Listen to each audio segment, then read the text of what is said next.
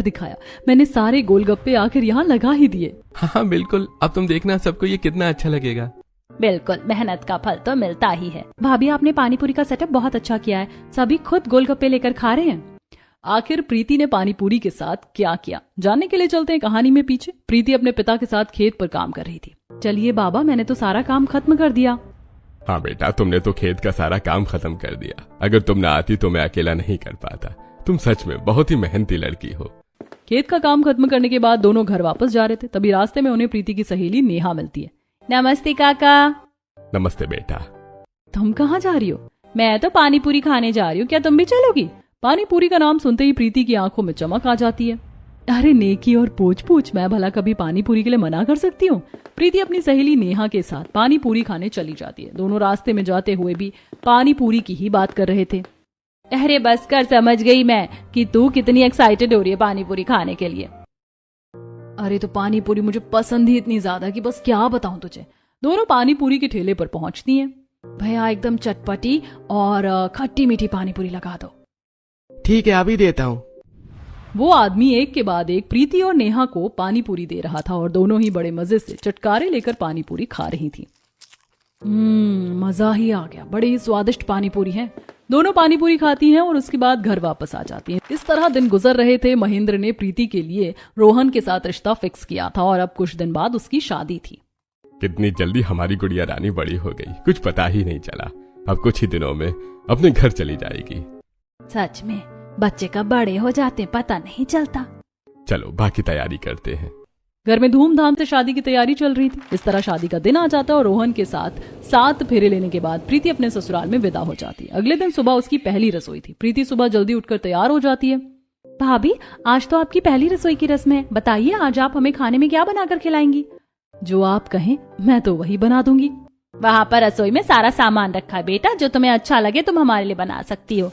उसके बाद प्रीति रसोई में जाती है और सबके लिए पहले तो मीठे में हलवा बनाती है। उसके बाद सभी को हलवा खाने के लिए परोसा जाता है। सबको हलवा खाने में बहुत अच्छा लगता है। हलवा तो बहुत ही स्वादिष्ट बनाया है।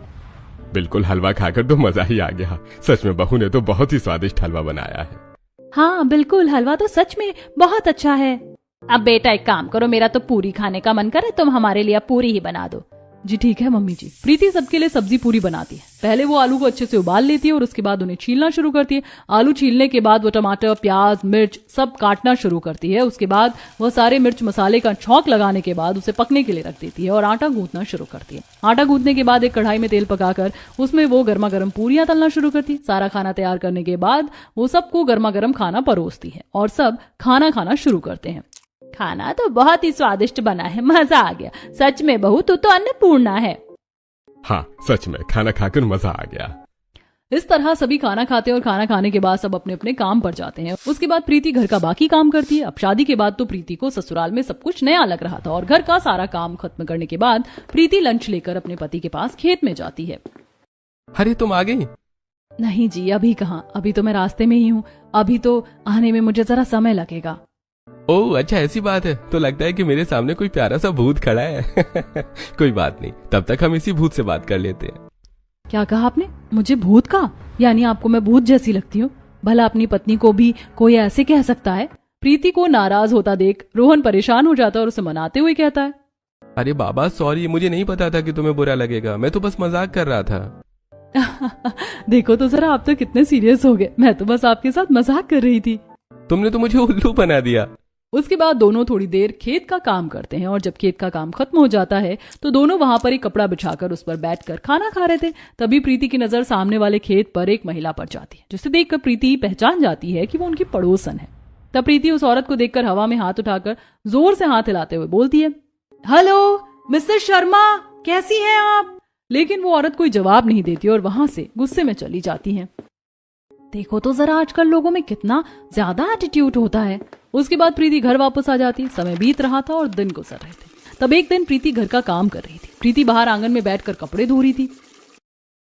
अभी मैं कपड़े धो रही हूँ, लेकिन हर जगह मुझे पानी पूरी नजर आ रही। कितने दिन हो गए जब से ससुराल में आई हूँ, तब से पानी पूरी खाया तक नहीं है। काश मुझे पानी पूरी खाने को मिल जाए। प्रीति का पानी पूरी खाने का मन कर रहा था, लेकिन ससुराल में वो किसी को कुछ कह नहीं सकती थी। इसीलिए शाम को जब रोहन आता है और सब खाना खाते हैं बेटा, इस बार लग रहा है कि फसल थोड़ा अच्छे से नहीं हो पा रही है। हमें थोड़ा ध्यान देना होगा, वरना घर खर्च निकालना बहुत मुश्किल हो जाएगा। हाँ पापा, आप चिंता मत कीजिए, मैं अपनी तरफ से पूरी कोशिश कर रहा हूँ। कोई बात नहीं, हिसाब किताब के बारे में बाद में बात कर लेना। अभी शांति से बैठकर पहले खाना खा लो। पहले पेट पूजा, फिर कोई काम दूजा।